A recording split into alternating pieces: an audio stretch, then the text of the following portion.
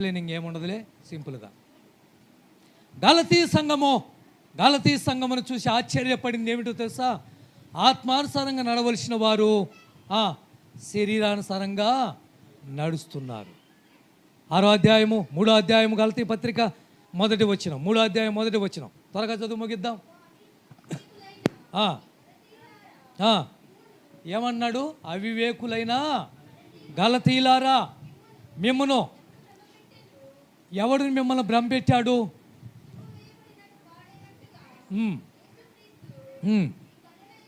మీ కనుల ఎదుట ప్రదర్శింపబడిన కదా ఇది మాత్రమే.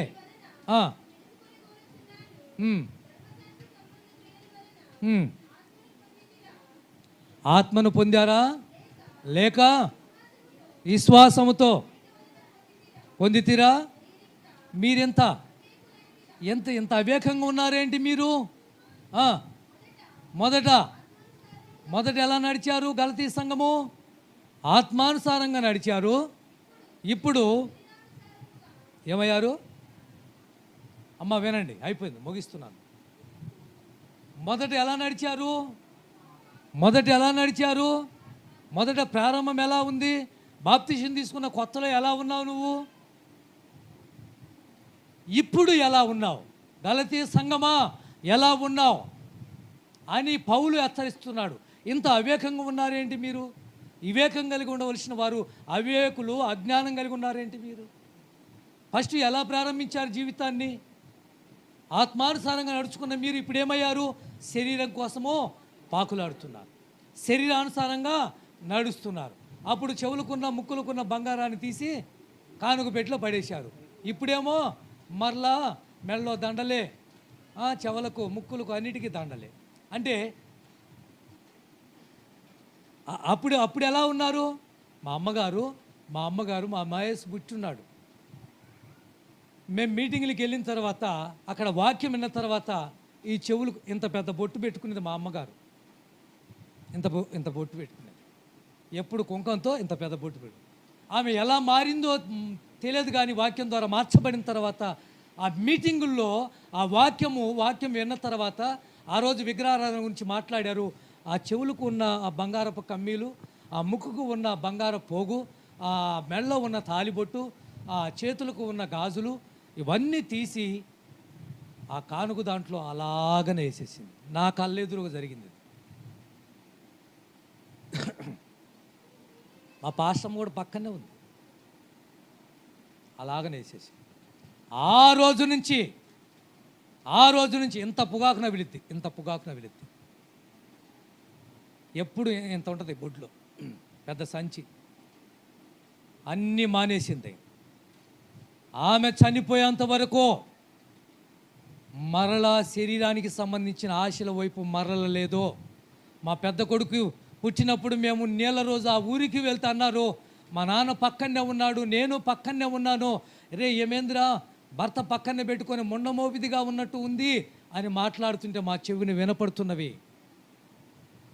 ఒకప్పుడు ఆత్మానుసారంగా బతికిన మీరు ఇప్పుడు శరీరానుసారంగా బతుకుతున్నారేంటి? ఏమి శరీరానుసారంగా బతుకుతున్నారు వాళ్ళు? చదవండి ఆ మాటలు కూడా. ఏమి శరీరానుసారంగా బతుకుతున్నారు? 5వ అధ్యాయం 16వ వచనం.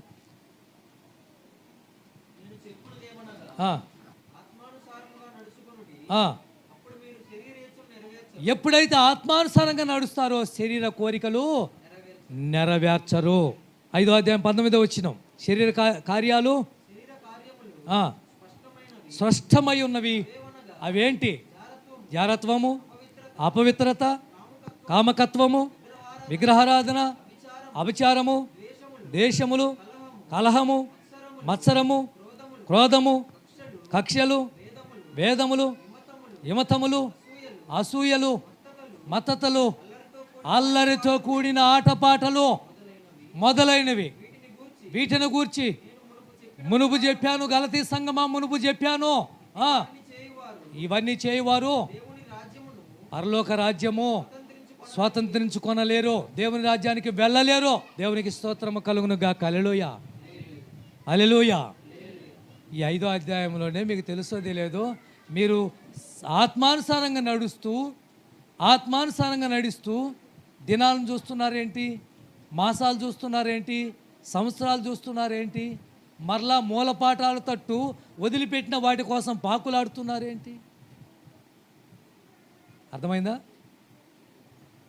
ఇన్ని కోరికలు కలిగిన నీవు పరలోకం ఎలా వెళ్తావో సమాధానం మీరే చెప్పాలి. బంగారం అంటే ఆశ జావలేదు, సినిమాలంటే ఆశ జావలేదు.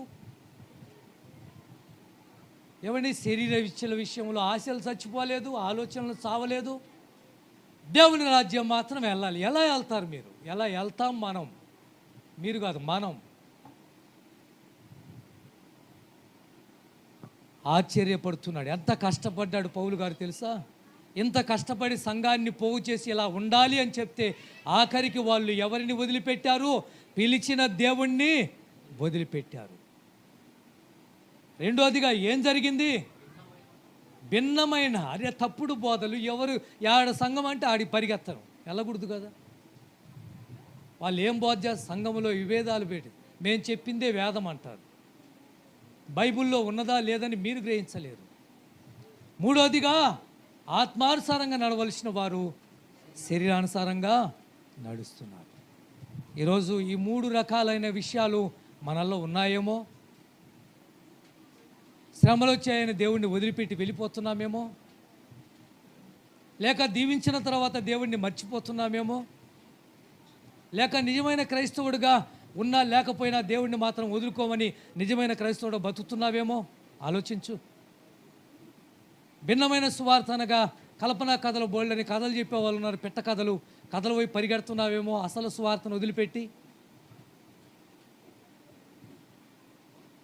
మూడోదిగా ఆత్మానుసారంగా నడవలసిన నీవు శరీరానుసారంగా నడుస్తున్నావేమో.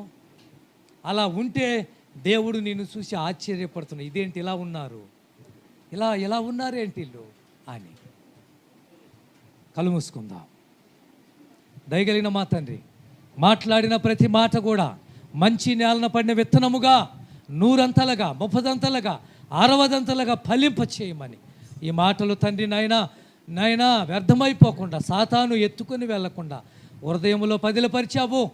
వాటిని మీరే నాయనా విస్తారంగా ఫలింపునిస్తావని నమ్ముతూ నీకే మహిమ, ఘనత, ప్రభావాలు చెల్లించుకుంటూ యేసు నామములో ప్రార్థిస్తున్నాము తండ్రి. ఆమేన్.